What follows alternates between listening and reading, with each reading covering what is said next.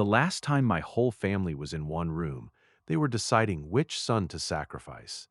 I didn't say it that way at the time. Nobody did.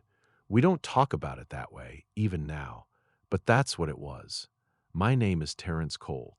I grew up on the east side of Detroit, 2 blocks off Gratiot, with a mother who kept the kitchen warm and a father who kept his opinions to himself. I had one brother, Darius, 3 years younger and everything I wasn't.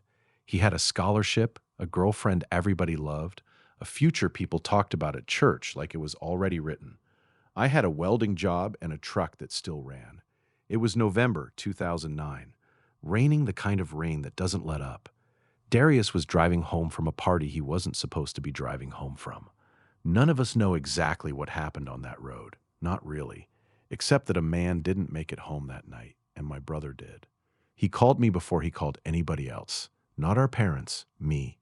I found him on the shoulder of that road, soaked through, shaking, 20 years old and already trying to explain his way out of something that couldn't be explained. I didn't ask him a single question. I just told him to get in the truck. That night, at our mother's kitchen table, under the same lamp that hung there my whole childhood, my family made a decision. Nobody voted. Nobody had to. My mother stood at the head of that table with her arms crossed, and she didn't ask me. She just looked at me the way she used to look at me when I was small and she needed something done. My father sat there and said nothing. That silence is the part I've never been able to let go of. Not the accident, not even the sentence, the silence. I was 24 years old. I said, it was me driving. I don't know if I said it because I loved my brother, or because I was the one nobody had big plans for, or because in that family, in that house, there was already an order to who got protected and who did the protecting. Maybe it was all three. I've had 7 years and then some to think about it, and I still don't have a clean answer. 7 years. That's what it cost. I won't walk you through all of it. Prison doesn't need my help sounding like what it is. I'll tell you the part that mattered. The visit stopped coming. My fiancée at the time held on for about 2 years, and then she didn't, and I understood, even as it broke something in me that took a long time to grow back. My mother wrote for a while. My father never once put pen to paper. My brother came twice, once to tell me he was sorry, once to tell me he was getting married. I served every day of it. When they let me out in 2016, there was nobody at the gate. I didn't expect there to be. I took a bus across a city that didn't look like it was waiting on me, past the same smokestacks I grew up under, and I checked into a halfway house with bars on the windows of a building that used to be somebody's home. I filled out application after application, and every one of them had that same box. Have you been convicted of a felony? I checked yes so many times I stopped feeling it. A man named Walter Briggs didn't care about the box. He ran a machine shop off Miller Avenue, and he needed somebody who wasn't afraid of hard work and didn't ask him to explain himself. I never asked him why he gave me the chance.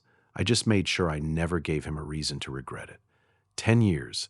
That's how long it took me to go from sweeping his floors to earning my own welding certification, to building my own rig, to putting my own name on the side of a truck. Cole Mobile Welding, Detroit, Michigan. 3 men working for me now.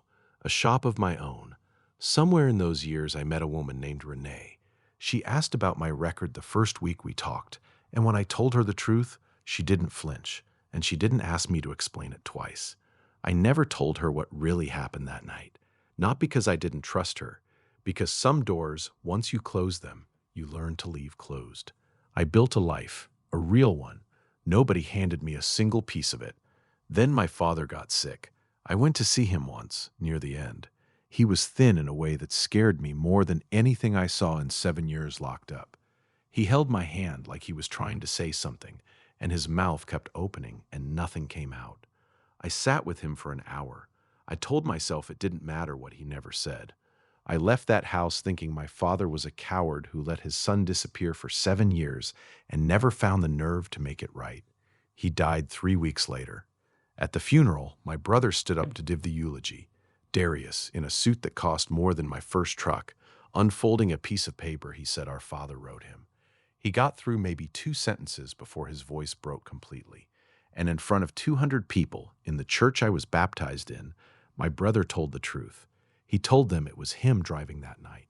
He told them what our family did to me, and he told them I never said a word about it in 17 years. I didn't move. I didn't stand up. I let the room turn and look at me, and I just sat there because there was nothing left for me to prove to any of them. After the burial, a man I didn't recognize, my father's lawyer, walked up to me at the cemetery and put an envelope in my hand. On the outside, in my father's handwriting, it said, "Terrence, to be opened after my passing." My father knew. He knew from the very first night. He sat at that kitchen table and let his silence become my sentence, and he carried that for 17 years without ever finding the courage to undo it while he still had breath to do it with. His letter didn't apologize. I don't think he had the words for that, but he made my brother's confession the price of everything he left behind.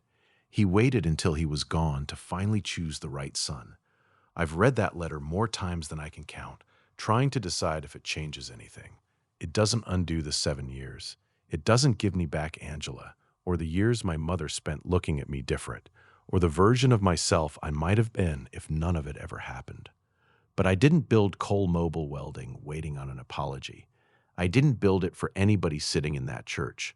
My brothers called me 4 times since the funeral. I haven't answered. I'm not angry anymore. I ran out of room for that a long time ago. I just haven't decided yet what there is left to say to him. I spent 7 years paying for a lie I never told, and I spent 10 more building something nobody could ever take from me again. The truth. Welcome to Iron and Grace. I started this channel because I believe some of life's greatest lessons are found in the stories we live through, the struggles we face, the choices we make, and the strength we discover along the way.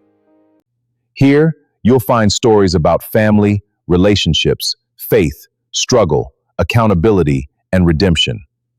And while Iron and Grace speaks especially to men, make no mistake, these stories are for everyone.